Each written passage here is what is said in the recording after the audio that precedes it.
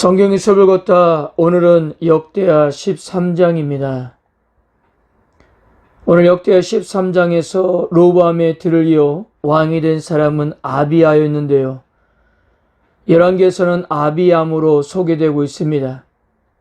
나의 아버지는 여호와시타라는 의미에 걸맞게 신앙적인 왕으로 묘사되고 있어요. 가장 돋보이는 것은 여로보암과 북이스라엘의 타락한 종교 행위를 꾸짖는 연설을 한 것입니다. 열왕기에서 아비야는 별로 주목을 받지 못한 왕이었는데요. 통치 기간도 겨우 3년밖에 되지 않아 8구절로 간략하게 소개되었고, 로보암과 마찬가지로 악을 행한 왕으로 평가를 받았습니다. 그러나 역대기에서는 열왕기에서 반영되지 않은 이야기를 근거로 해서 아비야를 경건한 왕으로 소개하고 있는데요. 이것은 열왕기서와 역대기서가 아비야의 삶을 조명하는 범위가 다르기 때문이라고 보면 될 것 같습니다. 무슨 이야기인가 하면요, 열왕기 성경기자는 아비야의 삶 전체를 요약적으로 묘사를 했습니다. 그래서 아비야를 온전하게 여호와를 향하지 않았던 실패자로 평가했던 것입니다. 반면에 역대기 성경기자는 아비야의 삶 전체가 아닌 그와 여로보암 사이에 있었던 한 전쟁 이야기로만 범위를 제한하고 있기 때문입니다. 이 전쟁 이야기는 여로보암의 통치 아래 북이스라엘이 영적으로 얼마나 부패했는지를 보여주고, 반면에 유다의 아비야는 얼마나 신실했는지를 보여줍니다.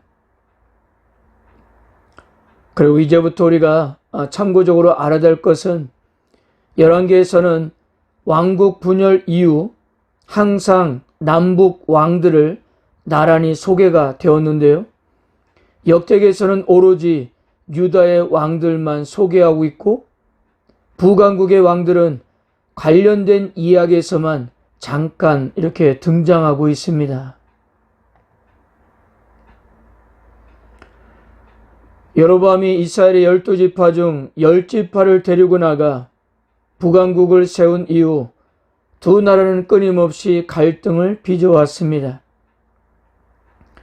역대기 성기자는 아비야와 여로보암 사이에 있었던 전쟁을 중요한 사건으로 매우 상세하게 소개하고 있습니다.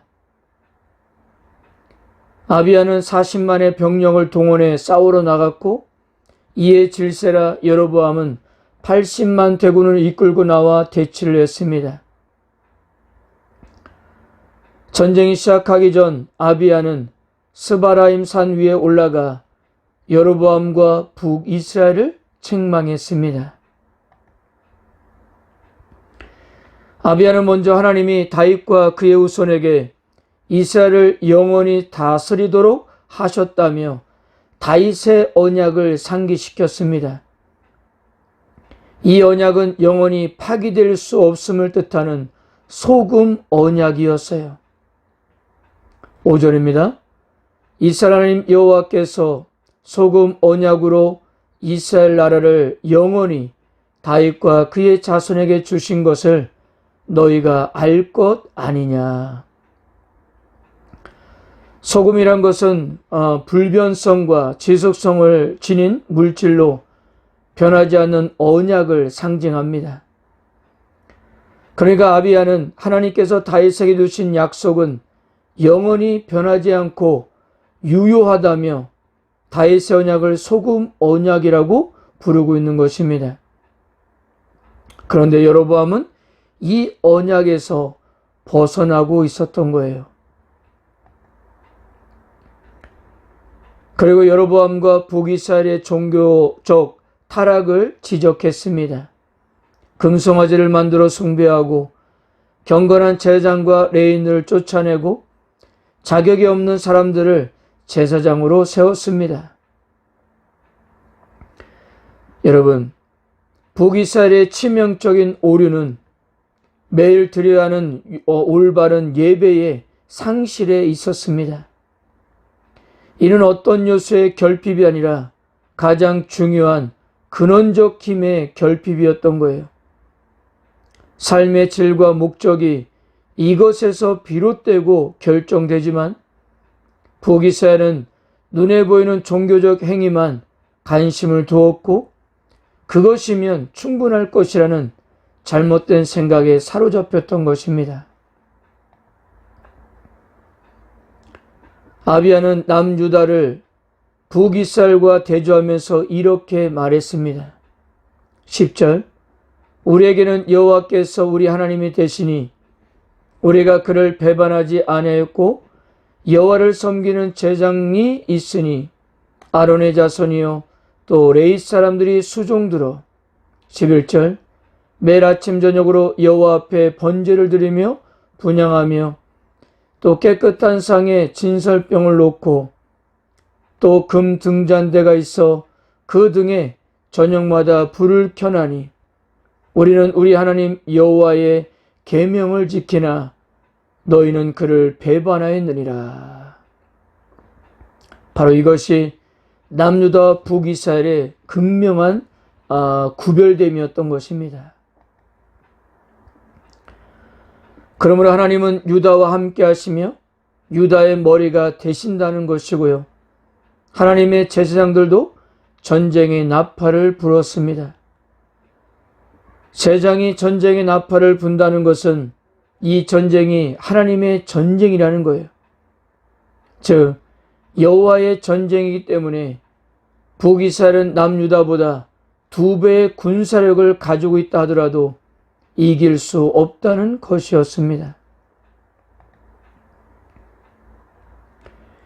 이런 아비야의 전쟁 금지 호소에 대하여 여로보암은 침묵하면서 전략적인 조치로 대응했습니다. 여로보암은 남유다의 뒤로 복병을 두어 유다 백성들을 앞뒤로 포위를 한 것입니다. 가뜩이나 군사력이 2배나 차이가 나는 상황에서 남유다로서는 큰 위기가 아닐 수 없었습니다. 이 상황에서 남유다가 취할 수 있는 유일한 대응 조치는 여호와께 부르짖는 것뿐이었고요. 하나님은 남유다 백성들의 부르짖음에 바로 응답해 주셔서 여로보암과 북이스라엘을 아비야와 남유다의 손에 넘겨주었던 것입니다.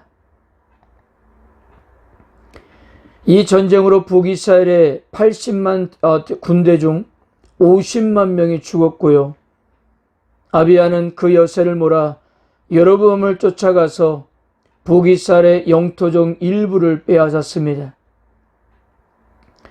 이처럼 남유다의 승리는 아비야의 40만 군대가 움직여서 이루어진 것이 아니라 그들이 하나님을 의지하였기 때문입니다. 20절 보세요. 아비야 때에 여로보암이 다시 강성하지 못하고 여호와의 치심을 입어 죽었고 11개 보도에 따르면 아비야는 여로보암 왕 20년에 남유다 왕이 되었고요. 여로보암보다 1, 2년을 먼저 죽습니다. 그러므로 우리가 여기서 알 수 있는 것은 여로보암의 죽음을 좀 더 신학적으로 해석하고자 하는 의도이지 않을까 합니다. 여로보암이 아비야와의 전쟁 이후에 바로 죽은 것으로 해석하고자 했던 것은 그의 죽음이 일반적인 형태의 죽음이 아니라는 것을 말하고자 함입니다. 바로 여로보암의 죽음은 하나님의 징벌이었던 것입니다. 그는 솔로몬을 반역하고 허무한 신들을 섬겼기 때문입니다. 여기에 반해 아비야는 점점 강성화해 갔는데요. 이것은 하나님이 주신 축복이었던 것입니다.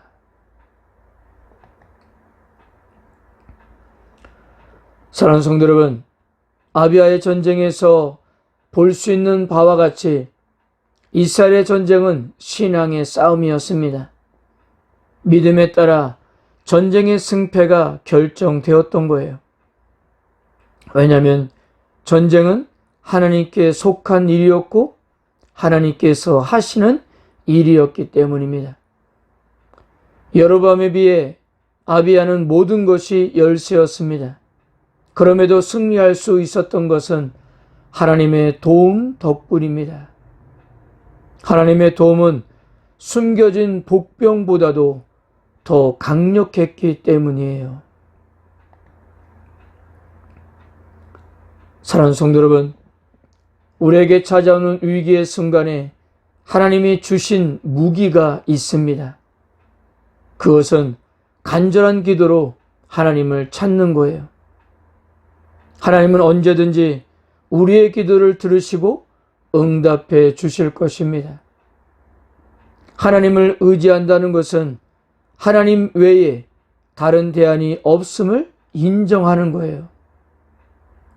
오늘도 사방으로 우겨싸여도 우리가 구할 것은 오직 주님의 은혜밖에 없음을 믿으시고 하나님께 철저히 부르짖는 하루가 되시기를 바랍니다.